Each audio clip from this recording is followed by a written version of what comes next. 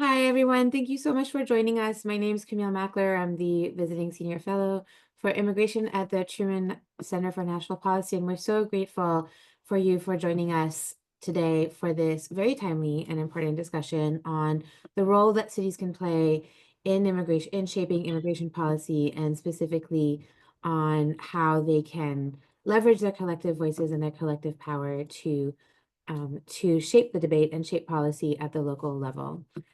I'm also the author of the From Policy to Practice, How Cities Can Engage on Immigration playbook, which is a playbook that the Truman Center just released on how to um, how to leverage how cities can work together to leverage their voices on immigration policy. And I am joined today by Michael Schadek and Daishi. I just realized I want to make sure I pronounce it right.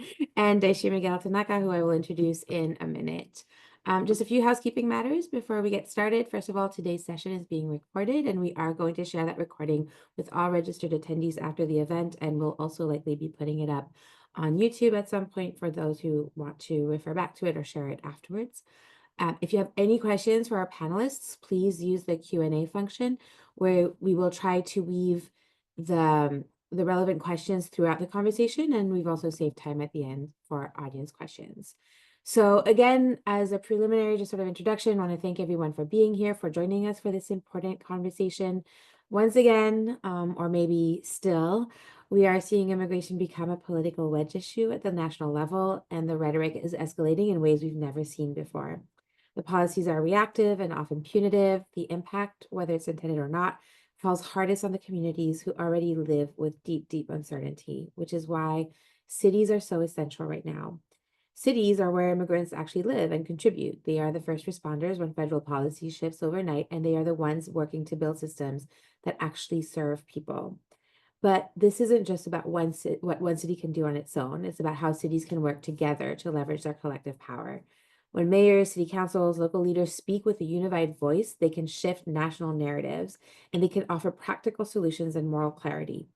Critically, they can counteract anti-immigrant rhetoric with a message grounded in inclusion, safety, and shared prosperity.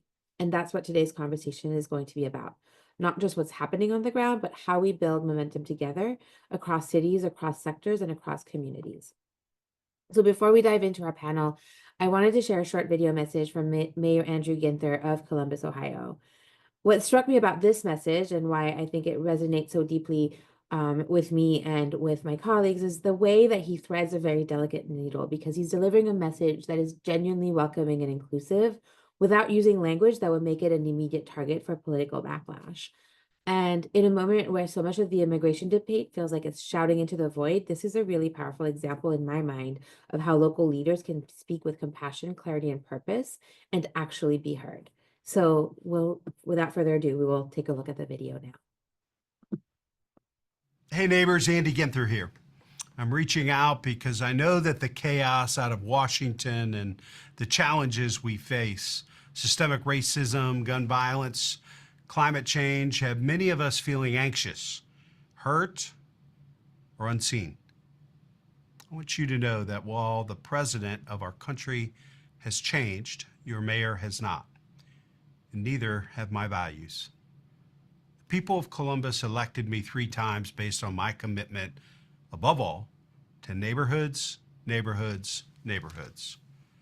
I remain fully committed to ensuring the prosperity of every Columbus resident from every neighborhood and from every background so that everyone in our city may thrive.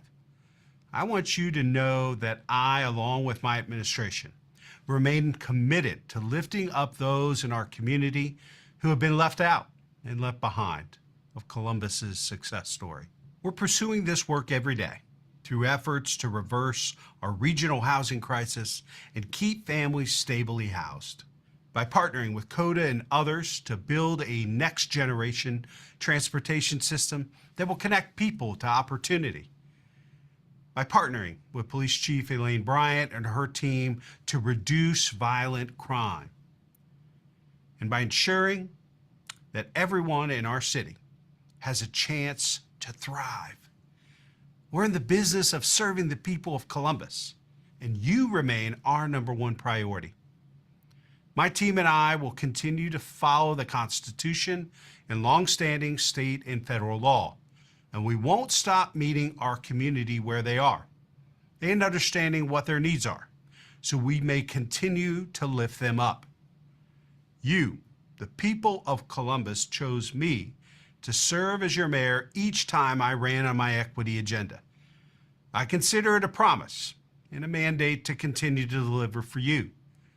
I'm working to ensure that our city is a place where equitable opportunities foster prosperity for everyone who calls Columbus home. We will continue to work each day to enhance city services and accelerate positive systemic change for the benefit of everyone. Thank you for joining me to make Columbus a better and more prosperous place. I remain committed to you and our city. Thank you so much for that. For those of you who are just joining us, welcome. I've noticed a few more people joining while we were playing the video, so just real quick, if you have any questions, please put them in the Q&A. We'll try to weave them into the conversation, and if not, we will definitely be leaving room at the end to answer as many questions as we can. So without further ado, let's jump into it. I'm pleased to be joined by Daishi Miguel-Tanaka, Director of Immigration Policy and Research at Ford.us, and Michael Schadek, Director of Regional Partnerships for the City of Columbus, Ohio. And again, I'm Camille Mackler, the Visiting Senior Fellow on Immigration at the Truman Center for National Policy. So before we dive into our prepared questions, Michael and Daishi, I wanted to ask you both if you could maybe, in this moment where we are seeing so much rhetoric around, immigration and immigrants and also cities, right? We've seen a big effort to go after quote unquote sanctuary cities and sanctuary jurisdictions and in whatever way you define that. What can you just please really quickly talk about the work that you're doing sort of to frame the context, and then we're going to jump into the sort of why and the how and the challenges. I guess I'll just start with Daishi. Thank you so much, Camille and the Truman Center, for having us. It's such an honor to share this stage with you, Camille and Michael. And I also see some of our my city agency, mayor office's friends in the NGO space as well. So just hi to everyone watching. So my name is Daishi. I lead the Forward City and local government engagement work, really trying to be a bridge between the fire hose of developments in DC and the mayors and city agencies that are doing the very difficult work. We are in the early stages of launching Cities Forward, which is our small email listserv and network of mayor's offices and agency staff to receive our policy research, so that folks have all our analysis to make as much informed decisions as possible for their immigrant communities. I'm a proud Japanese Filipino DACA recipient who's been in this country for more than 2 decades. And I've also served as a city employee for the city and county of San Francisco, working on the front lines between transportation policy and immigrant engagement in SF. So it's a real honor to join this timely conversation. And I'll pass the mic to Michael. Thank you very much, Daishi. I appreciate it. Camille and Truman Center, thank you. It's an honor to be on this panel and talk about this. And I want to thank you also for playing that video of my mayor. Just as a little backstory, we had a cabinet meeting about 3 weeks ago. And, at cabinet meeting, everybody reports out what's going on in the city. It came back to the mayor, and he did a really heartfelt version of that video. We're like, I wish we would have recorded that at the time. But his message then, and on the video as well, is regardless of what is going on in Washington, D.C., or the state of Ohio, our city hall where I sit right now is literally 2 blocks away. What happens regardless in Washington or at the State House of Ohio, Columbus, Ohio, and the city of Columbus will continue to do what is in the best interest of our residents. And that is welcoming immigrants and refugees. That's what we've done for the past 50 years. It's the reason we're the largest, fastest growing city now in the Midwest. And it's because of our immigrant population. 1 in 4 new residents were born outside of the United States. We celebrate that, we honor that, and we are going to continue as a city to do what we need to do to make people feel welcome and safe and part of our community here. So this discussion is very timely for us because, we feel as if, we're under attack. Cities are under attack. So it's urgent and critical for cities all across the country, large, mid-range, small cities. We all have to work together to make sure our residents feel welcome and safe. So thank you for having me. Looking forward to the discussion. Thank you. Thank you both. And so I want to start we have a series of 4 questions that you are both going to discuss, and then we'll open it up for Q&A. I already see one question in the Q&A. I'm going to try to work in a couple of minutes, but let's get started. And I'd like to start with you, Michael, by sort of talking a little bit about why are cities important when we're talking about fighting for immigrant communities and protecting immigrant communities. Like, why is the role of cities so particularly critical? And would love for you to sort of share Columbus, Ohio's framework and thought process around that. And then Daishi maybe sort of can broaden it a little bit. Absolutely. Well, it's critical because our immigrants and refugees are living in our cities, right? We're on the front line. And mayors in particular in cities are uniquely qualified to be able to respond to the needs of our residents very quickly. So again, I hate to keep coming back to Washington and state level. We're the nuts and bolts. It's housing and transportation, economic development, the things how everybody lives their daily lives are impacted at the city level. So what we do at that city level, as far as our immigrants and refugees go and how they lead their daily lives, is critical because the decisions my mayor makes and our city directors and city departments make have direct impacts. So we have to be cognizant of the fact that everything we do, we have to have that eye for inclusion and this welcoming nature. So I guess the short answer is we're on the front line. So what we do, we have a whole Department of Neighborhoods whose goal is to make all our residents, whether they're immigrants, refugees, or if they've been here for 20 or 30 or 50 years, it doesn't matter. We want to treat everybody with compassion and dignity. And so we set our city up to be supportive of those pillars every day. So everything we do, the mayor calls it his equity agenda. And so everything we do is seen through a lens of how do we make sure immigrants, refugees, and again, people who've been here forever, all our residents need to feel welcome and respected and share in the prosperity, right? Columbus is doing very well right now. Again, we're the fastest growing city, and that's great. There's tons of jobs, which is great. But if people don't share in that prosperity, and if everybody doesn't share in that prosperity, we feel that's a big problem. And so we look at it as if, immigrants and we call, New American Initiatives are what we do and have been doing for many years now. That makes us stronger. So that's kind of built into the fabric of the city, the fabric of our city services, and it's working. Right? Immigration is good for our economy. It's good for our city. It makes us more robust. And so we see it as a success story. Now, the trick is to continue the work that we do and my mayor does on a daily basis, independent of what happens in Washington or at the state level. Now, we have to obey laws. We have to obey the Constitution. But one of the best quotes, one of the things my mayor says often, which I love, nobody in DC controls what kind of community we live in here in Columbus. We control our community and how we treat our residents. So that just resonates with me personally, and that's why I love my job, I love my mayor, I love my city, because it's the right thing to do and it works. So with that, I don't know if that's more information than you wanted, Camille, but that's kind of the framework of how we look at this topic. No, I think that was perfect. Yeah. Thank you so much for sharing that from Columbus, Ohio. Daishi, do you want to sort of weigh in and broaden that a little bit? Sure, From what you've heard absolutely. from cities around the country?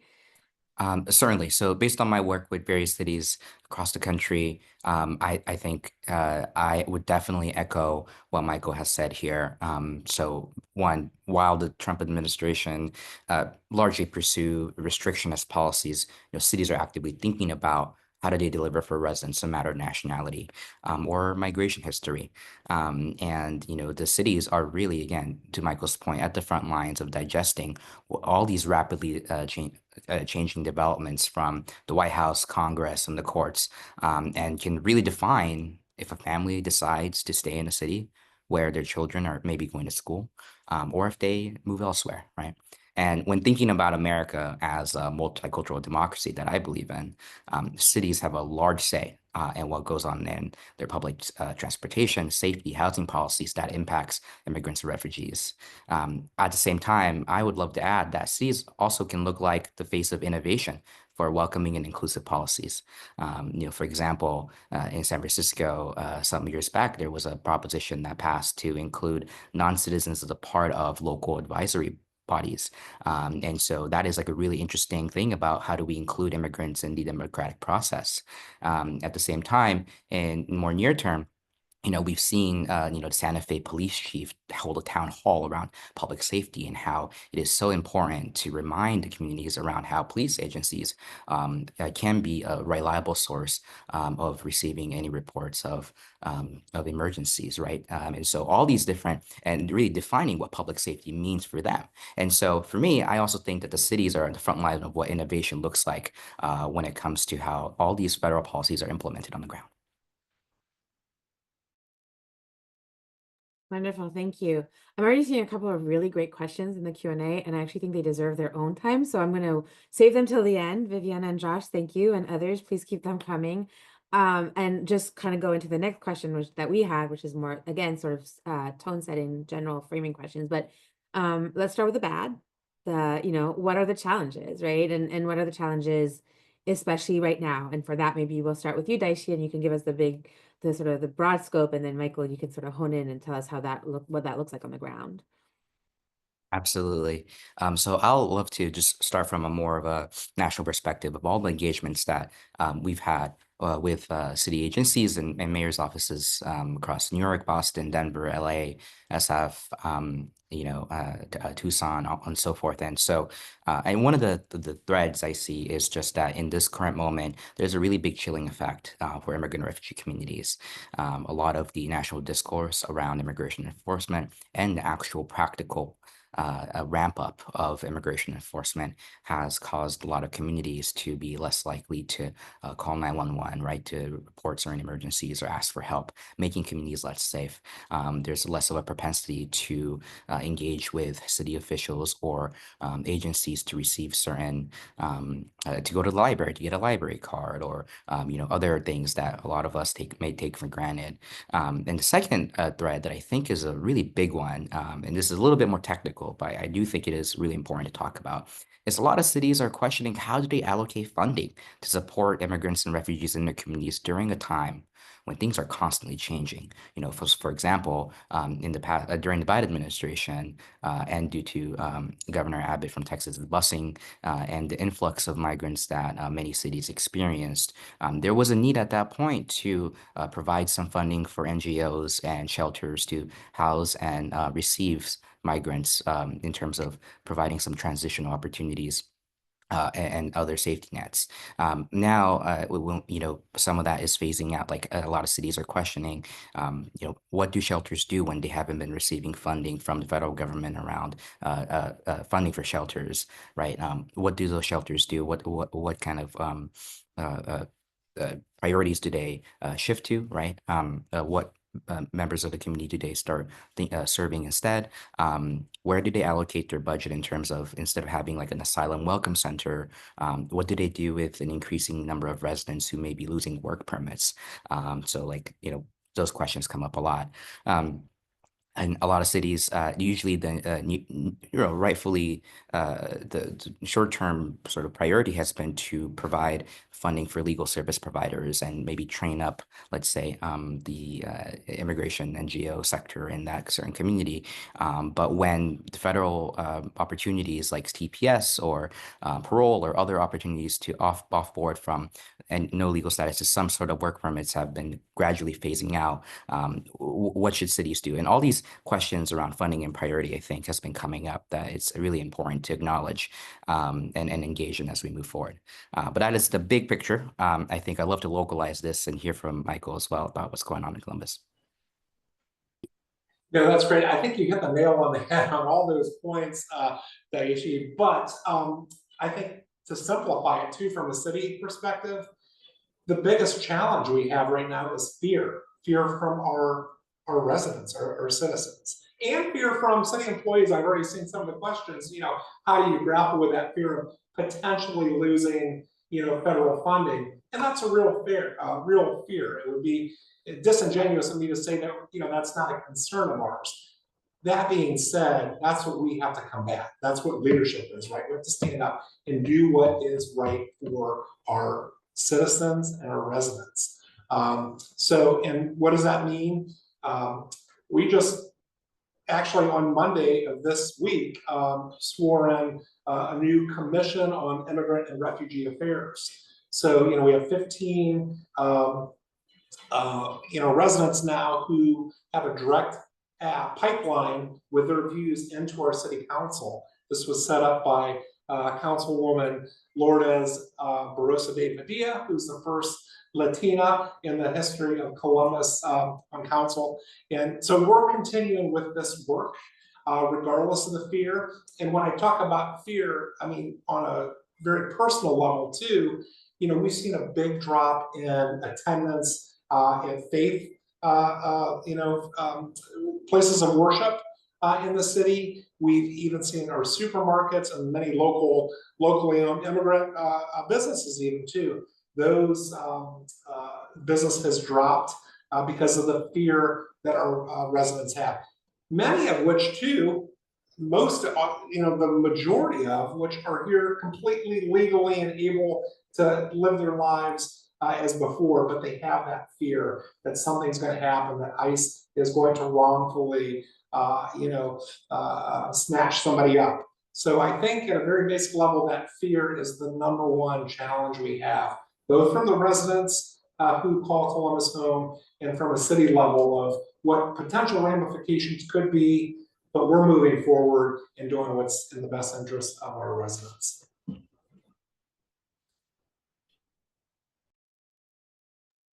Camille, you're on mute, Camille. Sorry, I was making a joke earlier of how I know how to use Zoom, so there we go. It's because since you referenced the questions, Michael, maybe I'll go through the first couple of ones because they do seem very relevant to what we're discussing right now.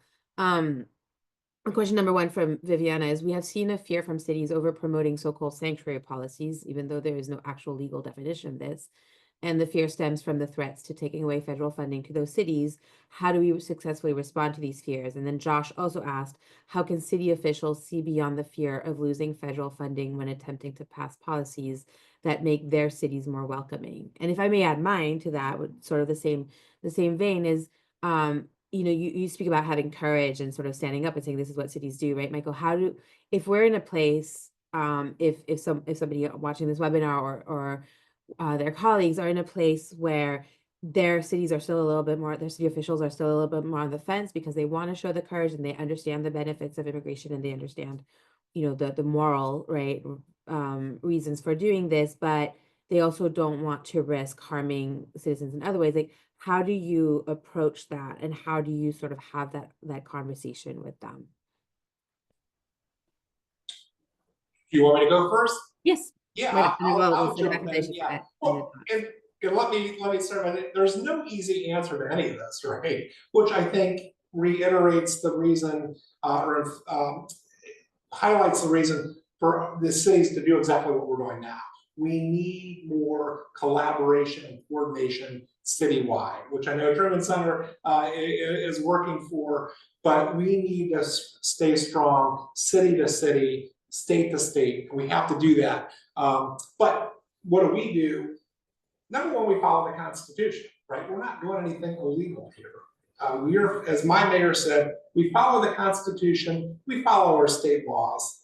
That being said, we still will do what is right by our residents and treat them with dignity and respect as far as housing, transportation, jobs, equity. So I guess maybe the short answer is you have to push through and do what's right. It's either easier said than done, but you have to overcome that fear. Just as we expect our residents to overcome the fear and continue on with their lives, with their children in school and work, they have to continue. We as cities have to continue, and you have to do what's right within the framework of the law. Follow the Constitution, which is what we're doing. That being said, you have to continue with the work you're doing. I hope that's helpful, but that's what we're doing. We're plowing through. And I might add, I don't think I addressed it before. Mayor Gunther, that video, he's not just the mayor of Columbus now. He's currently the president of the U.S. Conference of Mayors, which is the national organization of mayors all across the country. So you talk about a fine line. He's got Democrats and Republicans, both sides of the aisle are mayors in the U.S. Conference of Mayors. So we don't see these things that we're talking about now as partisan issues, quite frankly. Housing and transportation, infrastructure, we don't think those are partisan issues. Now, those are city issues because they make us stronger, and we're going to continue to do it because, number one, it's morally right, it's the best thing for our city, and it's helping us to continue to be so successful. But we're going to continue. I guess the bottom line is that you have to fight the fear and push forward. Thank you. Daishi? But yeah, I don't have a lot to add to what Michael eloquently stated there. I do want to acknowledge one that is a challenging landscape. So folks' concerned are completely valid here. And echoing Michael's thoughts that there's no silver bullet, right, when it comes to addressing some of these fears. I would say, one, it is very important to communicate and message and understand that federal funding that may affect immigrant communities also can affect all residents of a certain city or locality, right? So I grew up in LA, and so the wildfires devastated a lot of communities that I was tied with. Some of my closest friends lost their homes. And one of the needs was to, get some federal funding for aid, right? And so, and some of that could be, of course, allocated to help some immigrant community or recipients of some immigration status, but largely is to benefit all communities. And so I do want to just make sure we're receptive and understanding of that reality, because that is sort of the sentiment that have allowed folks to feel empowered to push back a little bit also. So as a good example, in Congress, there's been an effort to pass H.R. 32, which is No Bailout for Sanctuary Cities Act, which would essentially, under broad scopes of defining what sanctuary jurisdiction is, would prevent some federal funding that would benefit certain immigrant communities, and the legislation is broadly defined. So there's some interesting interpretation issues that could come out of that. But because of the sentiment that federal funding affects our communities, there was a lot of pushback and a lot of calls from the NGO space and advocates, but also from city agencies, city officials, state officials to push back and motivate certain members of Congress to not necessarily support this bill. And so this legislation used to be, sort of catching momentum, seemingly have paused. We don't really know where things are, but I think that is a temporary victory to acknowledge the sentiment that, federal funding is an important part of what makes cities run, and not just for immigrant communities, but for everyone. And so holding that line is really important and moving forward. Thank you. So our next question is, what have been some successful strategies? And not to throw a curveball to you, Michael, but I was wondering if maybe as part of that, you would be willing to give us a little bit of a peek, a window into what are the conversations like at the city level when somebody walks in and saying, hey, we kind of want to do something that would show our support for immigrant communities, show our solidarity, things like that. But, what does that conversation look like? What are the pros, what are the cons, and what are the successful strategies to get to a place like Columbus that just launched this new council? Sure. Yeah, well, I think for Columbus, some of these policies are kind of baked into our city infrastructure, and our Department of Neighborhoods, for example. Within that, we spend a lot of time and resources. We call it the New American Program, right? So as immigrants and refugees arrive at Columbus or have been here, right, and maybe have not engaged, how do we as a city, promote these policies? So our New American Program, well, I could spend hours on it, but kind of the overview is we look at as many ways as possible with engaging with as many people as possible from disparate backgrounds. So we have a New American Leadership Academy, for example, in which New American residents from all over the globe really can have, it's really a leadership training program. So they are able to come and see the inner workings of our city, our business community, for example, and then be part of the solution because they have direct access to leadership. So we spend a lot of time and resources with that. We have seed integration grants for New Americans that want to maybe start a business. We have extensive ESL training, which has been very, very successful. And the list goes on and on and on. Our court system, for example, the municipal court, we're in the process of making that legal system more welcoming and inviting to New Americans. We're translating different kind of a how-to for the court system in 10 different languages so people have easy access to that. So we have multiple programs like this, and then again, our commission on immigrant and refugee affairs, which is new. That's been very, very well received from many individuals. So those are just a few examples of things we do every day. But one of the most successful I just saw in action this past Saturday. Columbus, along with cities all over the country, had that National Day of Protest, and it was the largest protest I've seen at our State House really since I've been here in Columbus. But one thing Columbus does, we think that is unique. It's called our dialogue team. It's a special division within the Columbus Police Department that their sole objective is to build relationships with immigrants and New Americans. And so at that protest, I kind of wanted to see it in action myself. So I walked around the perimeter and through the protest of, many thousands of people. I saw many of our Columbus police. They wore these blue, like kind of light blue vests. So that's a dialogue team member. It is a Columbus police officer, but they spent hours talking to various groups of individuals, some of who were not very happy with what's going on now. Well, nobody was happy, that's why they're a protest. But in particular, there were people that are very upset about some of the current initiatives.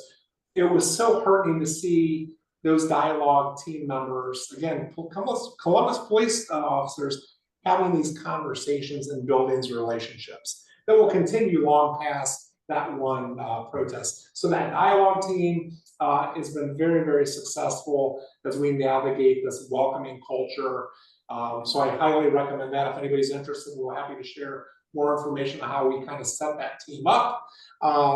And then finally, one plug for Welcoming America. We're in the process of getting certified as a certified welcoming city. And I'm sure you've talked about this in the past, Camille, but we think that's very important because the way we kind of look at this, and the mayor frames it, it's what you say. So the mayor has, an executive order from 2017, saying that we are a welcoming city, all are welcome here.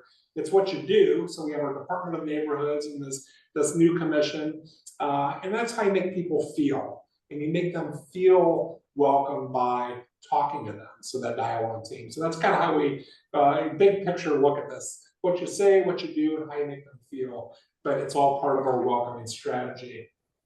That's great. And I know we have some folks from Welcoming America watching right now. And we also, in the playbook, which is linked in the chat, we reference several of their materials around their guides on how to be welcoming cities. So that's awesome. Thank you. Daishi? Yeah, absolutely. So I've had the privilege of engaging with various cities who are thinking about what are some innovative opportunities to meet this challenging moment. And one very clear and elegant but much needed approach is just to increase communication across the cities and states, to just strategize, to inform, share learnings, and to be in concert as folks navigate these very challenging years. One of the big ones I think Michael has mentioned, and I know the mayor has connections to, is the U.S. Conference of Mayors. There was a wonderful, wonderful conference in which various officials and their staff were able to share strategies around how to they ready for a a Trump administration. What does that look like? What are some questions that they can anticipate, and make sure they have the foresight and preemptively preparing back when that conference happened last year. And then at the same time, there's an incredible coalition called Cities for Action, based out of New York, that does incredible info sharing, and they also have convenings to think through what are some opportunities. I had the privilege of speaking at one of their convenings last year on lame duck opportunities, as well as resiliency strategies to implement, and so forth. And there's incredible leadership that many cities demonstrate through Cities for Action, and really pushing the envelope on what the role of a city agency or a locality can look like in engaging in bigger federal issues, which has been really great. And the second thing I do want to mention is that there's just been, I think, really cool, innovative models and just responding to the moment. So, for example, this is not necessarily a city, but it's at the state level. But the state of Washington has a family separation response task force that has been working to provide meaningful resources to families who may have been separated through deportation. So, trying to identify whether it's mental health, housing, other legal assistance for their families. And so, during a time when I feel like there's kind of an incentive to sort of shrink in, I think, certain at the state level in this case, but folks have really chose to stick their neck out and say, no, we're going to try to fix this issue. We're going to try to help our residents. And I think that's a really incredible and noble way to look at this. And the last piece is I think there's been many city officials who've been messaging things in a way that I found pretty engaging. So, for example, I think Mayor of Columbus said some of this as well, but really defining what public safety means to them, right? So really reclaiming the narrative of what immigrants may be contributing or doing, I guess, affecting public safety, and just sort of giving a firm stance that a city has their own agency to define what that means and dictate how that is implemented. And at the same time, defining for themselves what a welcoming city looks like. And there are certain mayors, especially Mayor of Denver, Johnston, who's been doing such an incredible job in messaging these things effectively to the public. And so all these approaches I find integral, and that others can definitely learn from. And just as a follow-up, if I could, Daishi, I feel like we almost need kind of a network of networks. We have all these great organizations that are doing amazing work. Some of the ones you had mentioned. There's another one, the Strong Cities Network, of which Columbus is a proud member, and Mayor Ginther serves on their international steering committee. But for those that don't know, the Strong Cities Network is an organization of, it's actually over 250 cities now worldwide, who are combating hate, polarization, extremism. But when push comes to shove, the Strong Cities Network is pushing for cohesive, welcoming cities. And they have a great toolkit that they share online. There's no membership fee so I'm not getting paid for this from Strong Cities Network, but it's a great organization with a toolkit that helps build resiliency for many cities. So those on the call that might be interested, I urge you to kind of check that out, check out that toolkit. But I'm just thinking off the top of my head, I wish we had like this giant coalition of coalitions that could all gather, because we're really all working on the same things when push comes to shove. So I just wanted to throw that out. As someone who has spent over a decade building coalitions, I agree, more coalitions. But also, and again, to the point of the toolkit we put out, sometimes recognizing that sometimes you need a smaller space of, something that unites all of you that may not be common to all cities. I mean, for example, cities, that want to do pro-immigrant work, but maybe are sort of surrounded in more difficult political arenas. And so that's something that you may want to, even if you don't find start a formal coalition, at least find a way to get together and learn from each other. I think peer-to-peer learning is always the most effective, and also in these moments, just knowing that you're not alone and you have a bigger group that has your back is really important. So I don't want to call that out. And speaking of coalitions, you both mentioned the U.S. Conference of Mayors. So I did want to flag that Kate Brigg from the Refugee Advocacy Lab at Refugees International did put a letter signed by 75 mayors in the Q&A, a letter that was signed opposing HR 32, which was I'm blanking on the official name, but the bill that it purports to end funding to, quote unquote, because I don't like the term, but so-called sanctuary jurisdictions. So I'm going to clear that question, Kate, but I will include the link that you shared. Thank you very much. I'll include that in the post event wrap up. So the last question, because I think it's really important when we work in immigration to always remember that the work that we do is for communities and should also be by communities and rooted in community in the first place. And so what is the role in everything that you've just all discussed? And then we'll go on to the Q&A, and there's some great questions in there, and please keep adding to them. But in the context of everything that we've discussed today, what is the role of community engagement specifically? And I know, Michael, you kind of already approached that a little bit, but maybe Daishi, if you want to start on this one. Yeah, absolutely. I'm gonna just circle back to some of the things I mentioned in the beginning, which is I think that, community engagement fundamentally is just what defines city and or city governments and mayor's offices to be the most important agents right now in defining what a welcoming country looks like, precisely because of being able to deeply engage in just the nuances of their neighborhoods, right? And so, for example, I did want to just highlight Santa Fe and their police chief, and having a town hall in this current climate and talking about how they're there for the community, and being very clear that they're trying to combat some of this chilling effect that is trying to be perpetuated by other forces, and being very, very firm that it is okay to come out and ask for help, right? And that level of engagement, I think, is not only brave and admirable, but I think is just a great emblem of how cities are supposed to be engaging, is just making really firm stances. And for example, I also hear a similar commitment from there was an LA sheriff appointee who was very firm, like, no, like, we're dedicated to immigrant communities. And I know there was a little bit of back and forth, obviously, with local advocates on that, but I think those public stances, I think, do matter. And also, I do want to encourage more folks to start thinking about innovative models in which we get actual immigrant communities and leaders involved in shaping public policy, shaping city engagement, and some of that. So, as I mentioned, Commissions for All was sort of a campaign that was launched several years ago to engage non-citizens to be able to serve in San Francisco's local advisory bodies. And so we had some once that actually passed through a city ordinance process, and we now have non-citizens in San Francisco who are on those bodies, who are providing recommendations to the mayor's office and providing recommendations to other commissions. And it is a really beautiful thing to get those perspectives out there, right? And it is fundamentally also just democratizing the process during a time when it increasingly feels like immigrant and refugee communities are just sort of sidelined and silenced writ large.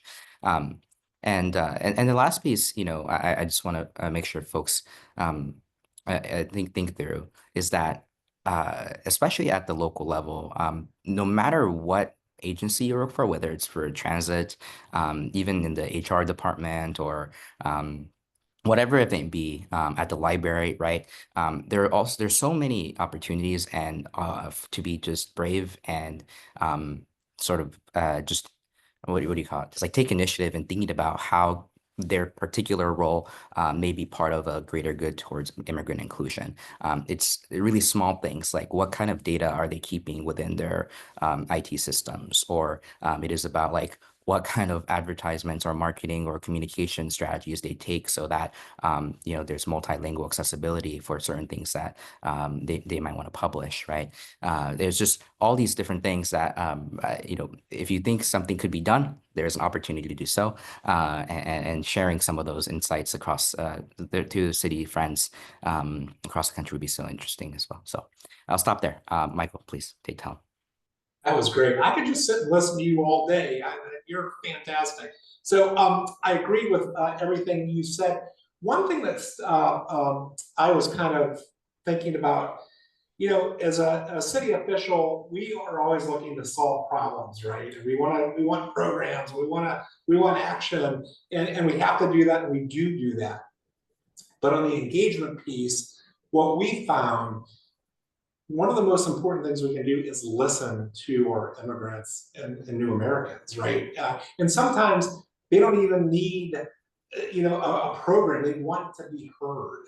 And also they want to have fun, right? With their families and kids. So we do a lot and spend a lot of time and a lot of resources on fun community events that are free. We call them Rise Up. It's with our, again, Department of Neighborhoods, but we go around, especially during the summer and spring, and we'll have neighborhood parties in areas that we know could be of particularly high, immigrant or refugee areas of the city. And we want them to have fun and feel welcome. So, we'll have music and food and everything is free. But it's little things like that that we do that we think are so important. And then we do large events too. We have a culture day, we call it, in which every culture, and there's a lot in Columbus, are invited to come to a central gathering place for food and music, and they bring their food and music, right? And they share that. And so it's very important for communities to know that they're not alone, that they're welcome in the city, number one, and that there's other communities in their same situation, they're welcome as well. And they have to build those relationships from community to community. So that engagement piece is very critical. So in addition to things I already talked about with our dialogue team, with the police and our Department of Neighborhoods, we just think having fun and listening is a big part. So my mayor will often go out just to go and go to cafes or different places of worship just to talk to people. Because again, people want that connection. And not just the mayor, our external affairs team. We always joke, if our external affairs team is in City Hall, they're not doing their job. They need to be out in the communities every day. So I always joke, they're like, Mike, you haven't seen me. I'm like, yeah, I don't want you to see me in City Hall. We need to be out with our residents, finding ways to listen to them and to help them where we can. So those are just some practical things we do.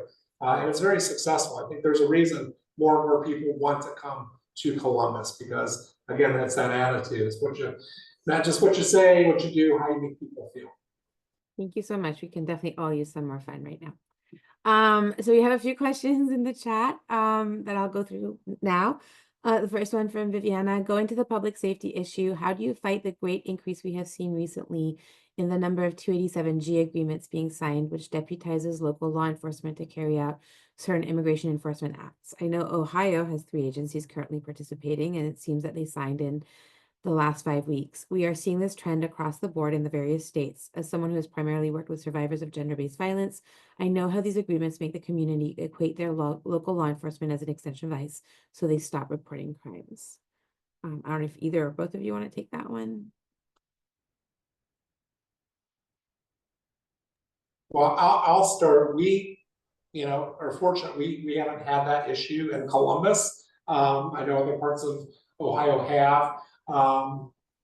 So again, it starts from the top. Our mayor has made it clear what he expects, how our police are to treat our citizens. People are to be made to feel welcome. His quote: "Everyone should feel safe and secure, regardless of where they were born." So our police chief is on board with that. We have our dialogue team. So, we are fortunate we haven't had that issue. But again, getting back to the engagement, the police have a large role in being proactive and building those community relationships to, break down that fear. Easier said than done, but you got to try. That's what we do every day. Thank you, Michael. Daishi, do you have any thoughts? Sure. I know this is difficult, but I do think that just engagement and speaking out on these issues are really important, whether it's in city council meetings or in town halls with mayors or, whatever the method is to really urge elected officials within the city to take action. And whether it's passing some sort of ordinance or, whatever it is that might be judicious for your given region to combat some of this. And I know, and I think fundamentally, now the word sanctuary has been laden with such a politicization that takes away from some of the existing message that we might fundamentally associate with.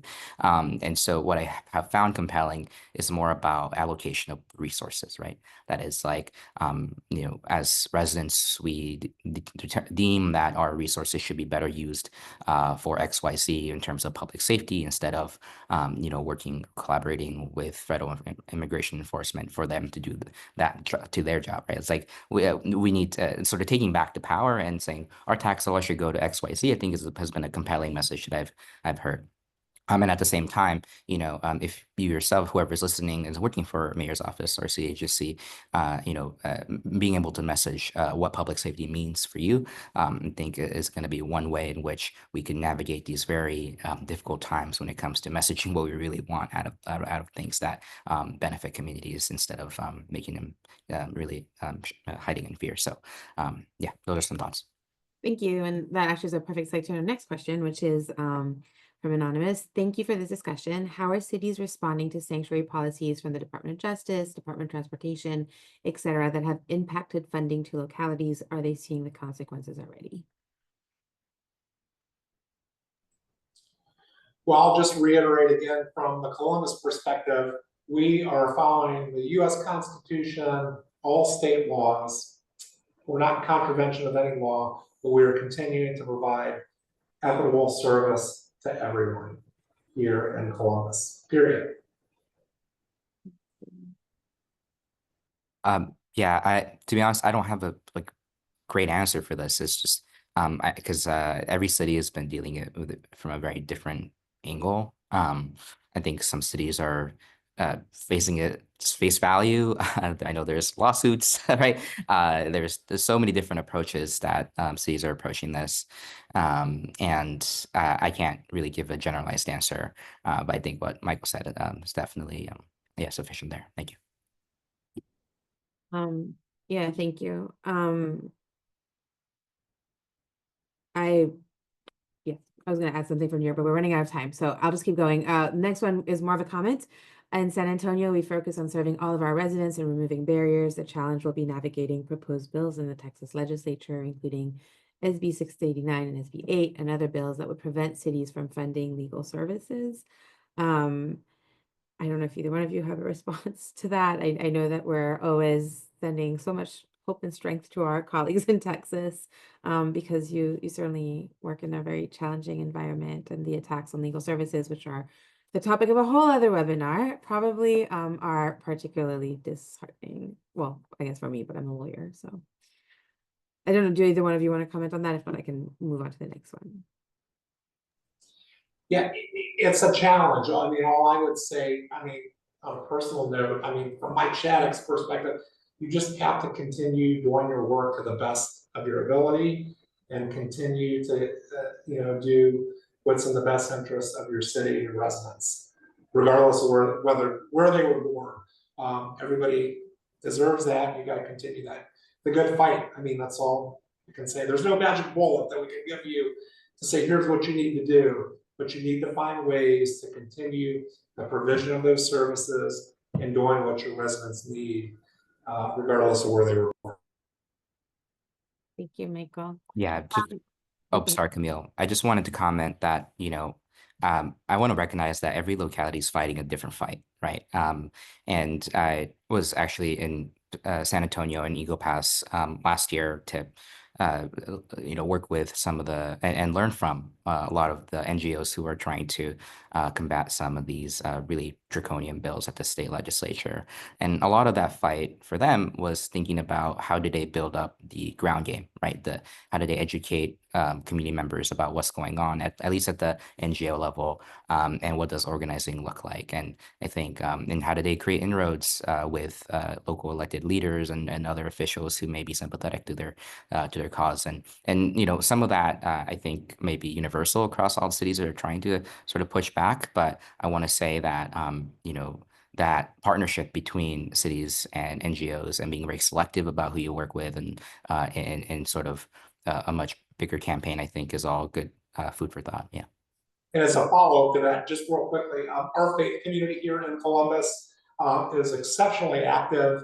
And so we have found great success with the mayor and our city departments working directly with faith community.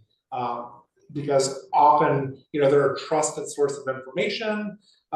So they've been really active, and we're lucky we have some really proactive faith leaders here who are kind of helping get the message about what the city's trying to do, and this message of inclusivity. So we think they're very important to work with that. Great, thank you. So we only have a couple minutes left. So really quickly, last question. City officials are one thing. How can we get city department directors to come on board? Our city officials have made various statements in support of immigrants, but those views are not necessarily reflected in the decisions being made by the department directors. As a city employee working on immigrant affairs, it feels very demoralizing to be trying to work in this climate, so much so that I'm beginning to look for work elsewhere. Come to Columbus. There we go. Welcome to work. No, I'm joking. Well, no, I'm not joking. You're all welcome to come to Columbus, and it's easier for me to tell how great our city is. You need to come and see. You're all welcome. But to be honest, it starts from the top. And again, the video you started, I guess it's a good way to wrap this up. The video you saw at the beginning of this, that came from the frank, heartfelt words of my mayor to our directors. And he made it clear. There's 10,000 employees now in the city of Columbus. My mayor made it clear to every director, every department director, we will continue the work of our residents for our residents, regardless of where they were born. Here is what I expect of you. And he's the mayor, right? He's the CEO.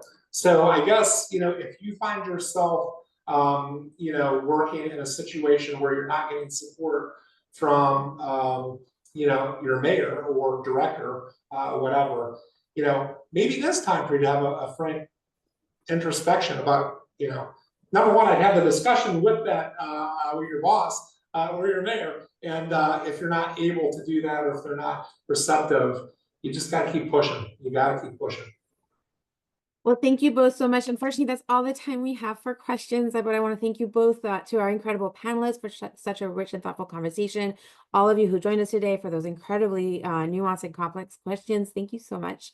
And if there's one thing I hope we leave you with, it's that immigration is always local. No matter how complex, contentious the federal framework can be, the lived experience of immigration happens in neighborhoods, in schools, in hospitals, in workplaces, and it's about where people build their lives and raise their children and find or create a sense of belonging, which is why we believe that cities matter so much, because immigration ultimately is about being home, and cities have the unique power to decide what kind of home they want to be for everyone. So thank you all very much for being a part of this work, for continuing to push forward. We look forward to the next iteration of this. And yeah, thank you all so much. Thank you. Thank you. Thanks, everyone.